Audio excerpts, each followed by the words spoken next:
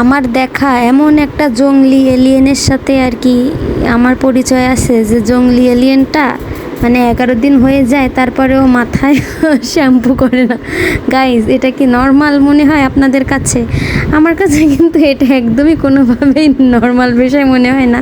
সেই জংলি alien nail polish দিয়ে নামাজ পড়ে, তারপরে হচ্ছে ফরজ গোসল কেমন সে এটা জানেও না, পড়েও না, শিখালেও পড়ে না। জংলি এলিয়েনটা মুখ ধোয় না, ব্রাশ করে না, গোসল করে না। এত অপরিষ্কার মানুষ আমি কোনো দিনই দেখি না। মানে কমন সেন্স বলতে তার কিছু নাই, কোনো পারিবারিক শিক্ষা নাই।